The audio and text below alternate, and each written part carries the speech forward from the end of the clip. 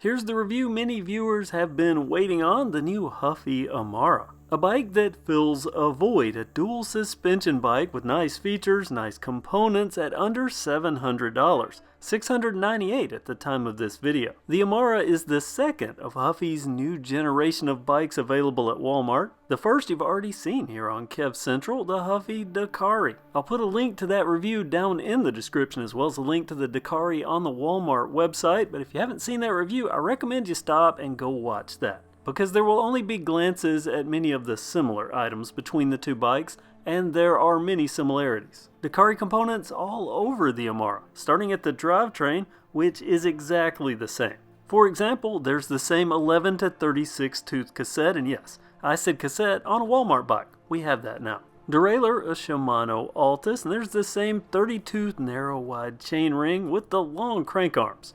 Pro wheel crank arms, 175mm. And 2.30 tires with the Dakari's conservative knobbies. But on the Amara, these are 29-inch tires, mated to 29-inch double wall alloy rims. There's black spokes, and the slightly better machined hubs, those carry over too.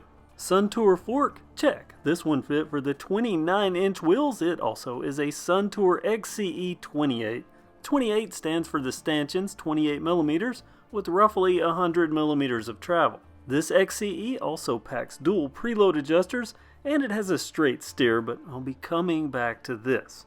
Up top, a slight tweak from the Dakari specs. These handlebars, they're 740mm, but they do have the same sticker, color adjusted, and 2 videos in, now I see the H. 31.8mm diameter fit to a 70mm stem. Bar complements all the same as on the Dakari, including the rubber slip-on grips and the trigger shifter. You know, it wasn't long ago we were begging for trigger shifters on bikes. Now we're demanding specific types. This Shimano Altus shifter includes a shift indicator window. And of course, being a close sibling to the Dakari, the Amara has hydraulic disc brakes. Non-branded, but curiously, if you go to the Walmart website and you zoom in on one of the pictures, you can barely make out what I believe is Radius branding. I'm familiar with that brand. Clones of a well-respected hydraulic brake system, complete with easy adjusters. And all necessary functioning bits like the 160mm rotors front and rear, and also this bike has quick release wheels front and rear.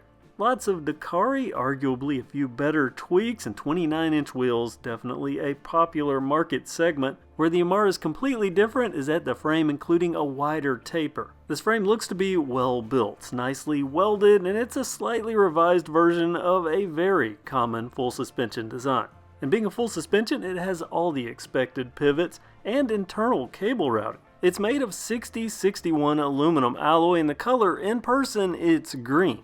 I looked up a color code and found Frosty Mint to be roughly the same. Not the tan color that's pictured and mentioned in the Walmart listing. My personal opinion is that the Frosty Mint color is probably going to look a little better to most. Pre-ride first impressions. I like the wider taper that I think I can put to use. Pivot mount points, well, they're all there. The coil shock, this is very much a budget shock. Spring rating says 800 pounds per inch, so we'll see. Pivot bushings, these are plastic spacers. I'll dig into all this in my Geo and Specs video. For now, based on the other components, I'm going to assume that it's all good enough, meaning about what I expect to see at this price point.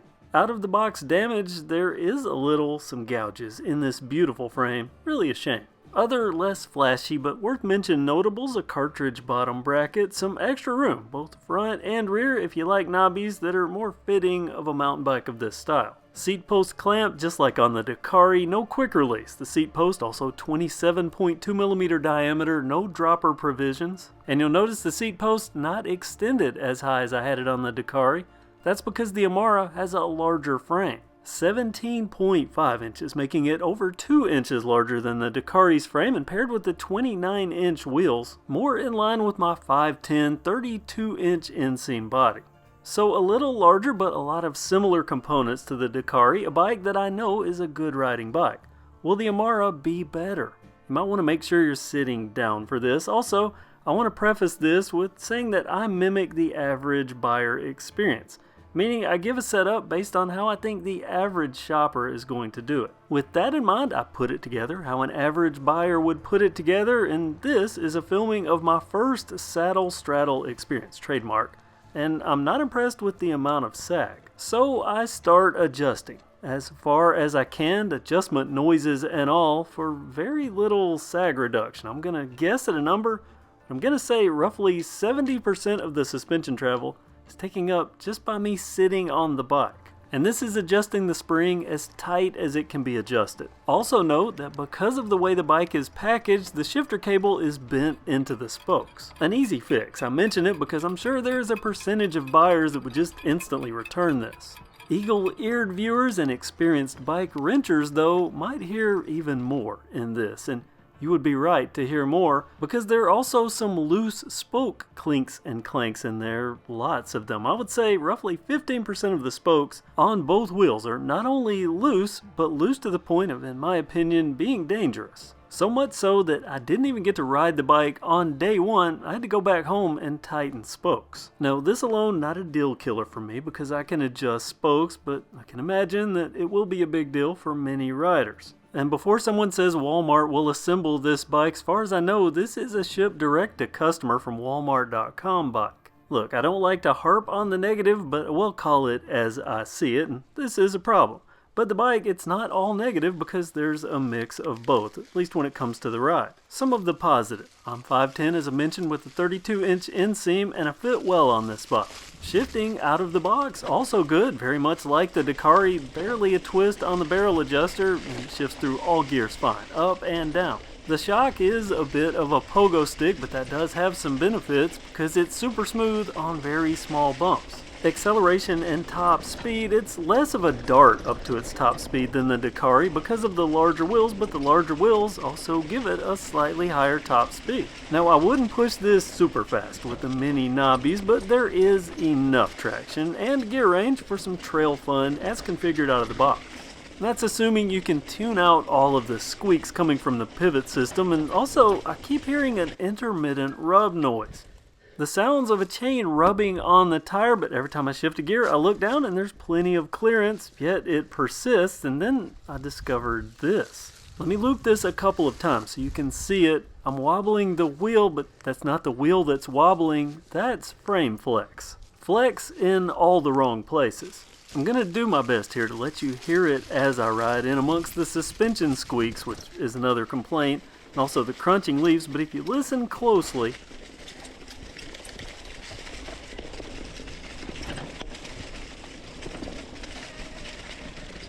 did you hear it? This happens not only when I'm putting just a little effort into pedaling, but also if I'm steering over terrain, maybe a turn where I have to lean into the turn, I'll get that rub. So I started investigating, and it is 100% definitely frame flex. From over an inch of clearance to nothing with not a lot of pressure, I put more pressure on the pedals climbing a hill. And it's not like I'm over pushing the bike. These are brand new green trails. Trails that I've taken $250 Walmart bikes on and had fun. And far fewer squeaks. And at least on those, I'm not worrying that pedaling the bike is going to start rubbing a hole in the tire. And I'm not done complaining. The unique thing about this time of the year is there's a lot of times that I kind of lose the trail, so I ride off the trail, and a 29er should have plenty of clearance. But because of the sag with these 175mm crank arms, I'm hitting pedal strikes a lot over stuff that even the Dakari was clearing. I weigh 175 pounds, but I'm too much for this shock. I think the way it's set up, maybe a rider 100, 120 pounds, that would probably be okay, but then I think you're going to run into height problems. It's a 29er with a 17.5-inch frame. I would say 5'8", 5'9", and above. But hey, the front suspension, that works great. So it's not all bad, but let me give you my take where I stand on the Huffy Amara. The components, there is a lot of good here. The bars, perfect sizing for me. The brakes, these are exactly what we've been waiting for. The majority of our Walmart bikes, even the newer generation, have skipped hydraulics. Huffy delivered. And if you buy bikes solely based on looks, this looks outstanding. This frame design, it's a tried and true proven design, and they didn't just throw this together. It seems like they thought it out. 66-degree head tube angle, more specs and geo in an upcoming video, and it's not heavy. This is slightly over 35 pounds. That's pretty good for a full suspension bike from Walmart. This taper is a taper that I think we can use. The Suntour fork, nothing fancy. These are entry-level, get-the-job-done forks. I appreciate that Huffy listened enough to equip with the Sun Tour. In my opinion, they nailed this on paper. It's a perfect rundown of what I expect on a bike at this price. Unfortunately though, like with the football team, you can have capable players and a good game plan, but if the execution is lacking, it all falls apart. For instance, these are okay wheels for a budget bike. I'm really impressed with them, but the spokes. That's a quality control issue that, in my opinion, makes it unrideable out of the box. Even the smallest of details, like making sure a bike is padded properly so that it doesn't come out with gouges like this. I don't blame this on FedEx. There was a hole in the box, but it looked like a hole that had been there since it came out of the factory because this tape looked exactly like the rest of the tape job on the box. This shock, and yes, I could and would replace this to eliminate sag, but you know, coming out of the box in basically an unrideable condition for me, especially you add to that frame flex where the chain rubs on the tire with minimal effort, that's a hard pass. There was a hint to the poor execution right in front of me all along. The frame has a route point for the rear brake line. Because they used the hydraulic brakes, the same brakes they used on the Dakari, a smaller bike, there's not enough room to route through that point, so they just skipped it. To me, that perfectly sums up my experience with the bike and my opinions of the bike. The concept, Huffy nailed. The execution, not something I can ride. All that said, let me say this, I'm not completely closing the book on the Amara. I will give Huffy the opportunity, if they're listening, if they happen to see this, feel free to reach out to me. I will at no charge provide you insight and do anything I can to help you make the Amara better, make the Amara a success. There's no loss to me because there's one lucky and very major bright point to all this. I was about to buy the Amara, but a relative approached me, said they wanted to buy the Amara to use as their first trail bike. And in return, I set it up for them, get it in tip-top running shape, and I can film it along the way. And while I'm doing so, I can develop a plan for the parts that I want to upgrade an Amara. A win-win, one step ahead of the game because I can have parts on the way before I even order the bike for myself. Well, knowing what I know now, I'm not that into ordering an Amara for myself, and I think after they see this, because they'll be seeing it along with everyone else, I suspect that they're also not going to be happy. And just to venture a guess, this is probably going to get returned to Walmart by them, and I really don't blame them. Now, I grade on a curve. I will cut a cheap bike way more slack than I will cut a bike that costs more. At $698, I at least expect to be able to ride it out of the box. Or at least be able to ride it without the chain rubbing the tire. Huffy, feel free to reach out to me. Viewers, I want to hear what you have to say. Comment below, and keep in mind, if Huffy happens to see this video, I'm sure they'll probably read comments too, so place your thoughts down there. Maybe they'll see it.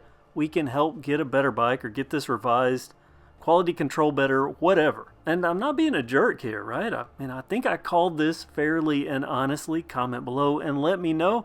Also, and I'm sorry I have to do this, but it's YouTube. Give this video a thumbs up if you found it helpful. Make sure you're subscribed and have that notification bell active so you don't miss any upcoming videos, including the geometry and specs on this very Amara.